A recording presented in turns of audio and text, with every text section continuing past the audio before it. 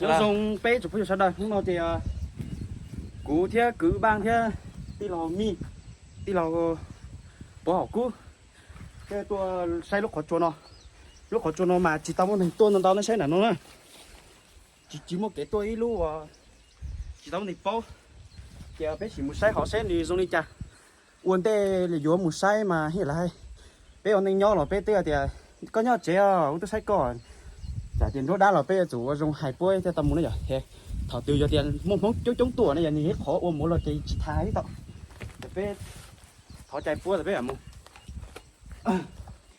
nhớ dùng sinh vô chờ nhớ dùng ít trồng làm mấy bé sinh cứ tiếp phong giờ trả là cụ theo bé tụi đi lò he bé giờ tôi sai tết chào gì bé tôi lúc sẽ đã sẽ hồ sẽ dùng thọ còn này bỏ phử bỏ giờ bé mua dùng lò dùng bé này dùng sữa bé chỉ này phải là bé sai tết chào sữa thọ bé một học sẽ mua gì nữa cái chuyện sao hỏi hả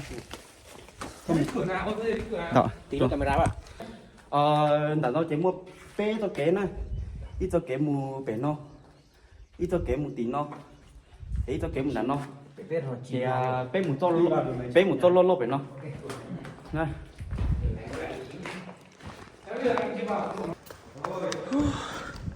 tốt bỏ chỗ đêm phim thu họ đó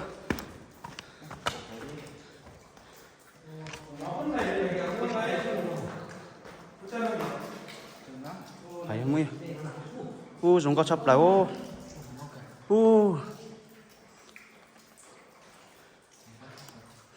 không có cái tí lò nó anh em quay ra trước anh ở đằng sau anh để anh đánh mũi tên đánh mũi tên à tên tí rồi là nhìn ra là đi về nhá mình đi như này lúc giống nhau mình biết đường về đâu giờ thế nó dây tóc tôi là nó này tên tụi nó dùng cao kéo lại chỉ tao tôi số là sai nó này giờ tí cho nó mà vô tính chỉ lo xin nè tính chỉ mê mà dùng chỉ bỏ cái đi tê luôn nó cho nó tí cho nó chả tụ dễ nó chả đau luôn rồi tu hành cơ cho nó mà muốn chỉ tao tuôn đau này muốn tuôn đau mà đi dài tả này cái thỏ lại tuôn đau lại có xía thế này có dùng thang đấy cả có chuông to nhá được chưa dùng bàn thang đây ui nước trong veo luôn rửa bàn thang rồi bật thang và chết thì xía tính là cửa thế thì mình làm cửa đây có vùng to họ chạy tốt tốt một họ nó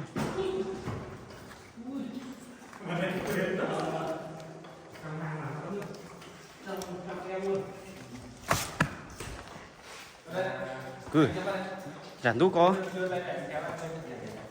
có thể tàu giờ muốn mua tàu trì sẽ tàu trì múa mà tự nhiên đấy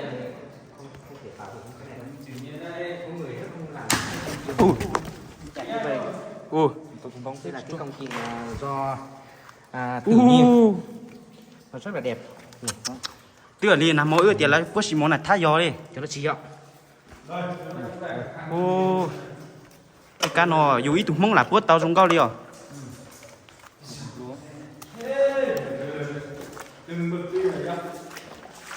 chả cho nó hao cho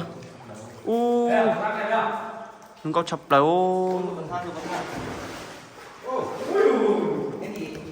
mình đi giày là sai cách lâu rồi ít cho lia họ lia cho chỉ cơ rồi đây có đường nhá hả vậy thì vẫn hay đi vào xuống dưới đây quay đi được không anh vâng đây có nước đi quay lại đi từ đây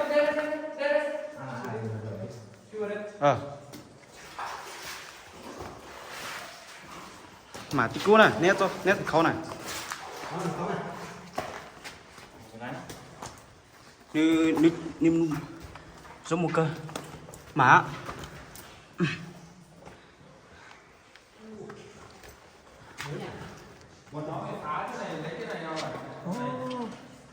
cái trắng nó Cái người ở phá nó lấy à? Thế nó lấy để tạo cảnh chỗ khoáng của người ta ấy.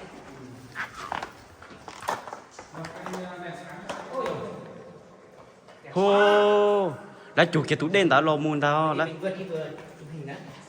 Ui, cái này. hú Đi 3 tiếng đi cả đi là về 3 tiếng mà mày. một bé tay trong tiền á Chốt quân ra nữa. cho nó dùng góc thể đó lại mỗi chỗ nó trong nó vô tên nó cho nó lại tính cả chỗ dùng ta chỉ bỏ hai đi ô mà Chân nó này. Nhìn thấy không chân nó này. tí chỗ này qua cư có sai cho cái nó cho cư có sai giống giải giả hư thiết ra dùng đâu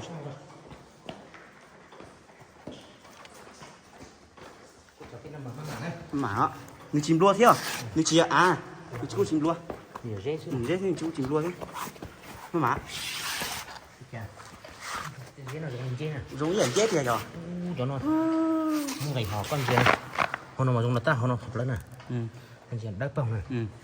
cái trong tiền rồi Đọc hình. dễ liu Là một trồng. là do lão trồng nè Là trồng một trồng lớn cao một trồng là cho khoáng nó nè. rồi hả chỉ hơ Cái tụi nó trồng vào lá hay cái tụi chủ nhiên tụi cũ nào.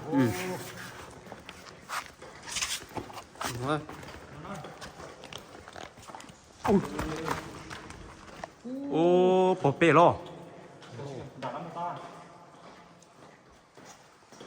Lỡ một đèn nó lấy chủ đề này rồi. Cái tụi nó ở góc sắt nữa luôn. Anh Mỹ ơi. ôi Đâu rồi? mới chưa bỏ từ nè còn ra rồi Cái nó. Cái chứ làm gì cả. Có biết có cái giả mua gì nữa. vô Tapi mà một cái là những điều mà không có gì có gì mà mua thì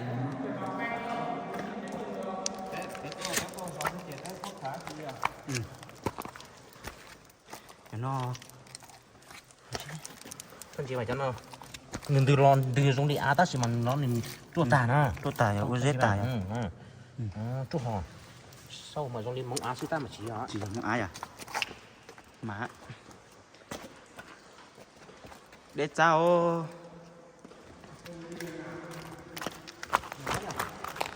nó tao kế chỉ bỏ lô tiền tao tí là hai ly này rồi tiền có sai sao tên nói nhỉ là bỏ tiền dùng mua tiền chỉ chạy ít biết là cho nó thì số bỏ chết rồi thì số nó chừng lên mà ô một tỏ một nó một cái một tao nó quý chế kế tiểu rồi đánh của đấy là mày tưa à chúng có rồi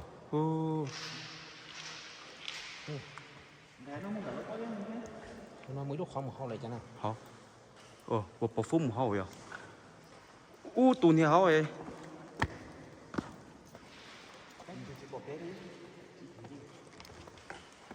họ có mua gì lúc có to mù rồi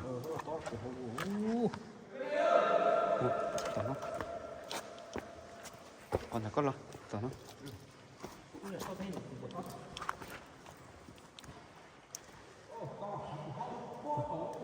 phố hồ rồi phố hồ tham mù đây mua lúc có to vậy tham mua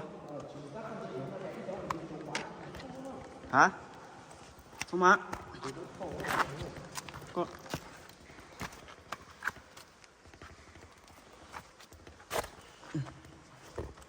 con chuyện thì nó ô họ một đây hay rồi họ mua tàu họ thiết mà sách trong cơ con chuyện nó lần thứ ít khó có sắp đó tay má chị cuốn đây bắt cái thật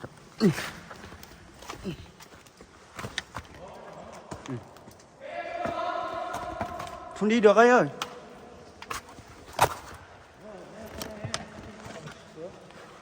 mua tổ lò pét thành trong tiền mà chơi gì sai bao chip tập video đi không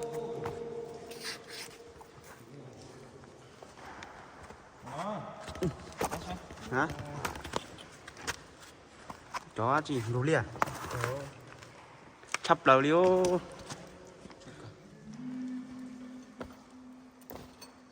chị nó chả đâu rồi nó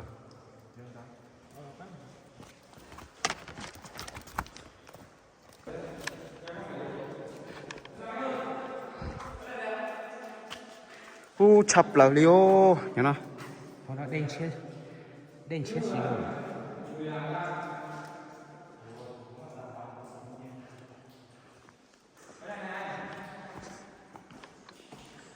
cái chỗ này không đồng chim trồng thì đi nó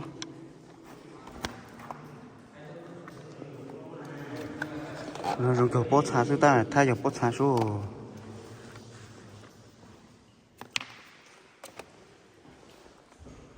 này cho khó tầm bỏ nó thế đều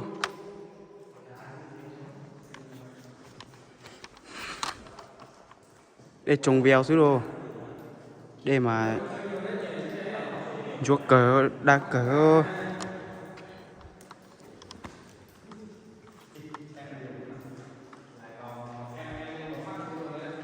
đây nó nè cái nét tà đó coi hả chúng nó chuẩn chê đi nè chơi cờ sao mua chi sao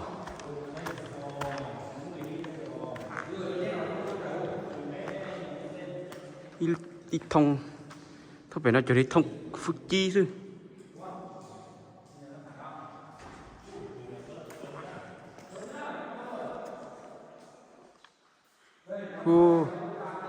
đừng có cờ thông không thông ấy được bà hổ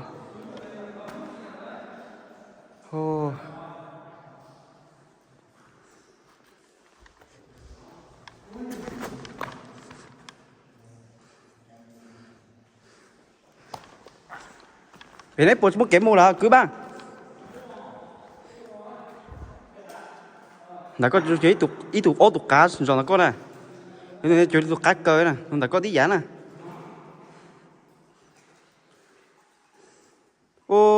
đen chia chạy bồn rau do mà không có kiếm một lời hả từ rồi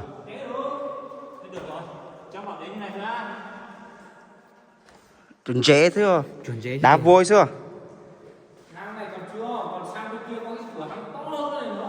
cái đấy cụt rồi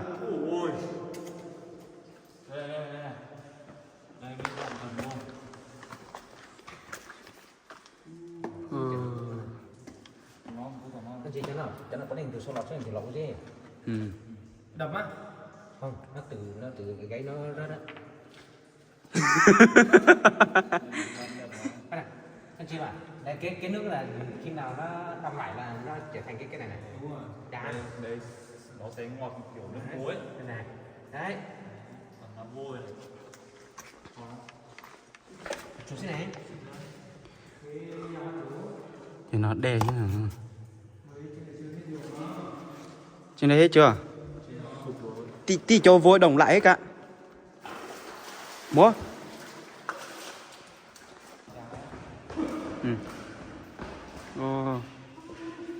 ôm thầu thi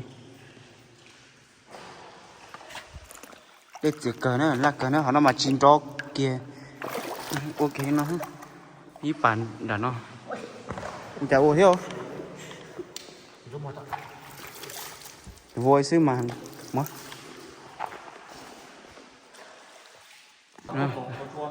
sắp phải nè ham muốn thôi cứ tao tính một tí không này nó học bài đây có tới mấy phía mà hát bỏ tinh chỉ to mà đã con lúa học con lúa má mà ấy khó bài đây đã có mấy bài đây bây giờ cứ tôi hành bây giờ mà sai không tụi có ôm thòng lim làm thi nó xưa phải để nó con gì ta xứ mà cho để trong mà ngọt quá cơ lim đua bên lối à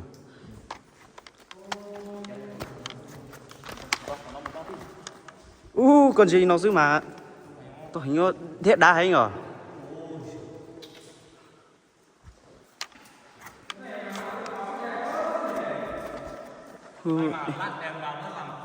Đèn chiếc cơ rồi là nó đèn chiếc chập đó nín đốp phải tên hơn. Có mấy cái nhà xoay kia, một cái hàng thành phần ở dưới cái ở như này còn đẹp hơn nhà xoay lại. Cái này lo đài, cái này nó là lo đài. Ô, mấy phiền hả?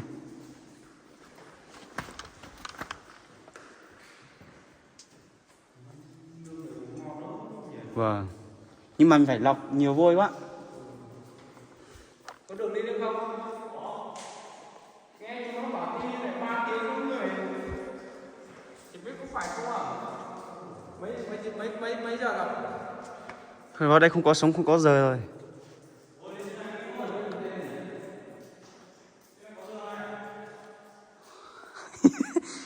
Có đường.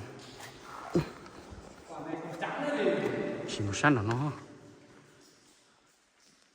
Ô, cú chỉ thay xưa cú thì xuống trong đó khó à. Đẹp không? Nó này. Không, khu họ lo đê lo người ta nếu muốn cho nó thấy tài à. Dạ. Đê xuống nào. Có sai hả? Đê xuống nào.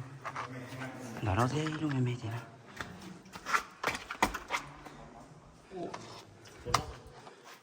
Lúc nó to cờ thì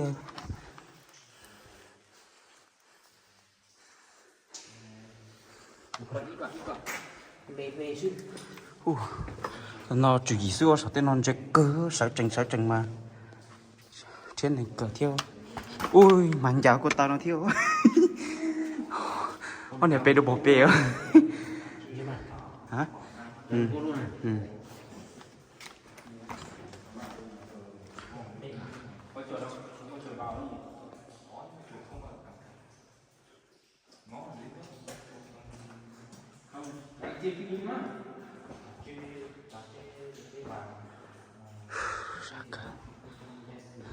Nhưng mà mưa về nó nước to nó đi đấy. Để cái vú này nó cứ to lên một đâu. Nó chỉ bởi khỏi nó mà Chim là chùa đi sắp ta tích đó. Vàng. Sắp ta tích đâu mà. Ừ. Soi cái đèn, anh soi cái anh đừng có soi cái bóng cái đèn ấy vào. Có sai mà trong sự nhia đấy á, cái gì mà thì chọc quá ra chứ. Dùng sự cũ hả? Đây dùng sự cũ hả nhỉ? Cứ ba cái gì mới giờ đây có, đi bật khía ta. Giờ đây học của ta học có. Phải vàng không? Không phải đâu. Cái gì mới giờ đây ha, thì ấy nước xem nó có đi hết đâu. Được bóng rồi nè. Bé mua chứ bé cứ. Nên nó vẫn lên mặt nước đi. Hả? Không phải đâu. Nó nổi hết trên mặt nước rồi nhỉ? Cho nó chỉ cho nhé, cho nó chỉ Nhưng mà cho. vàng là xuống dưới nước đúng không? Chỉ cú. Vàng nó sẽ thì cú nó chỉ như tò mò nè. Nè chỉ cú đi. Sao mà cái này nó đen thế nhỉ? Cái ta cú bỏ mẹ về nó giống như lúc nó có rồi phải nó. Về nó. Sáu mua. Cứ tại sáu có mấy hộp à?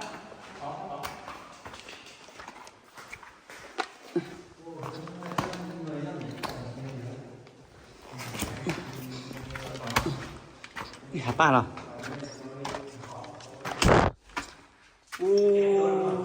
Bên nào? Ta đó? Bên nào? Ui nữa, cháu tao hồ. Nhưng mà lâu tăng đã tôi hai phổ rong. Tao nó? Hả? Phở nó thì có này. Phở. Chủ bột tát này, chủ bột tát. Cái thứ nữa cháu tao nữa. Cái liền nhưng mà cho á xem mà. Chết liền.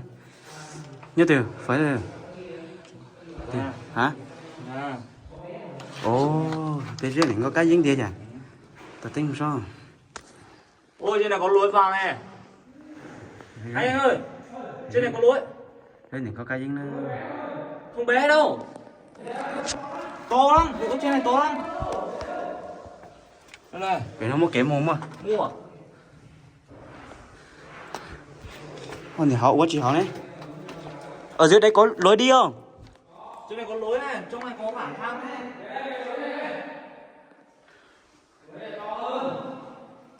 Cái gì một bé à?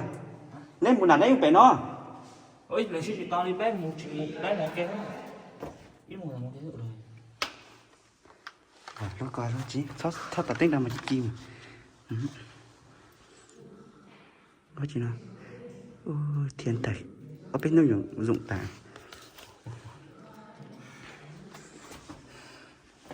Hả? Sâu lắm, cái này khó lắm. Để nó. Cái chả con là sâu lắm. Hả? Nó kêu. Đây, cái này thì ở đây chung mấy ở đây. Có video. Ơi, cái đèn của anh mình đẹp nhỉ? Coi đi chả. Đèn nó màu vàng ấy. Chúng có cơ rồi. Có ai đi chả chỗ từ? Có nhiều chủ nó đâu. Không. Ô, lúc nào mà mua chỉ tất cả chỉ bao giờ chỉ mua cho chống mua đi ô. Từ. Rồi. Cái là kim loại à? Trùng cầu đi suốt đi này. Chà, chú chạ áo này tắt lại không? Đá thôi.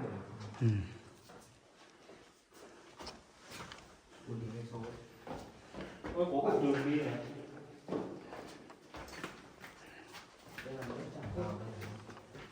Cái này là cái chỗ lúc nãy mình đi ấy. Phải không? Không phải đâu. Em không phải đâu. Mình đi bên kia về sau tiếp bên kia trên kia.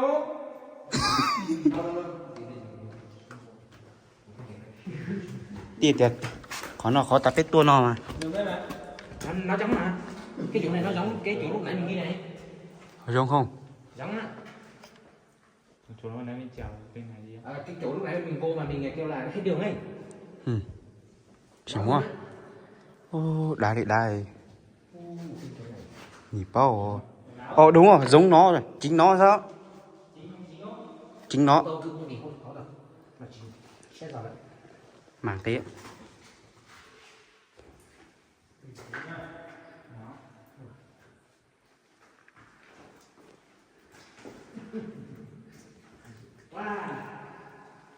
Có phải không? Đúng ạ. Không đúng ạ. Phải ô. Yo. Tiệt giờ nó khó. Lên một phát trên là cái này mà. Lúc này lên có mấy cột này đẹp đúng không? Mà.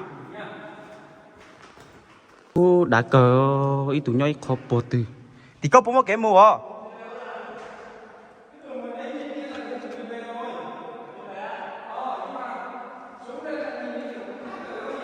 Ý tụi bỏ bè ô. Giờ đi nó đắt cơ.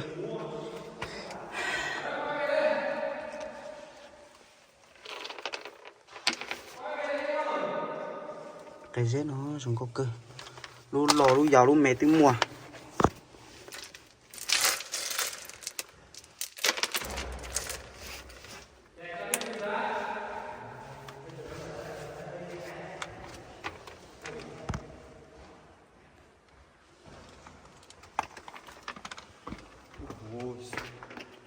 Đẹp quá. Cứ lo thằng nó. Sao này? Có mua bé rồi? Bé chọc ác không? Bé chỉ mua chỉ tàu rồi. Hả? Phải mà. Không phải đâu. Không phải. Thế rồi. Người đấy cùng à?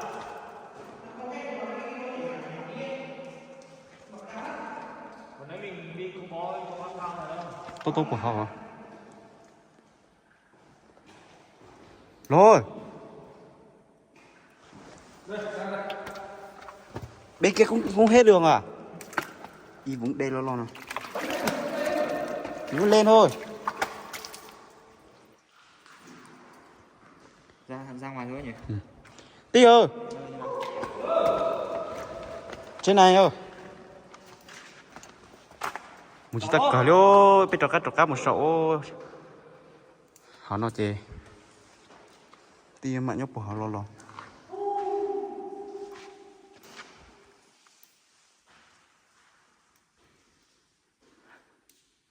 họ đã sổ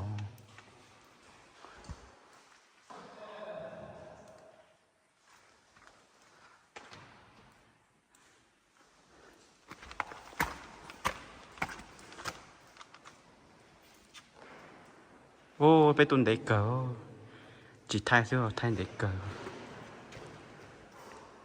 nó bồn đá lố giò xưa à khỏi gì đu bé à hả hả sao thế bé cho cá lọt rồi nè lúc dọc khó là sát cơ họ đây mà pì pì bà bồn đá xưa pì bà bồn đá xưa cô ta phê ta ôi cho mù sáng đầu mù tại trong những cho mà cho cá xả đi chả đâu mà cho xả đua nè sao cơ là sao dốc khó nè chủ lý múa té nó nè lo ăn liền bỏ sát con mày không dạ chia à chị tí dạ chia chị min chợ chợ dạ chia bà van này vắt chữ từ shipper dây vắt chữ từ shipper Sắp rồi phải là chờ ý à tiêu cái mù nhiều mù tại trong nhiệt khó chưa sót đi gì mà tao chỉ dễ mù mù đôi giờ mà thay đó này giờ thì chỉ mù đôi giờ này bỏ đi chứ mà đó tôi lười sao chơi cho anh mệt được thôi gọi chị cho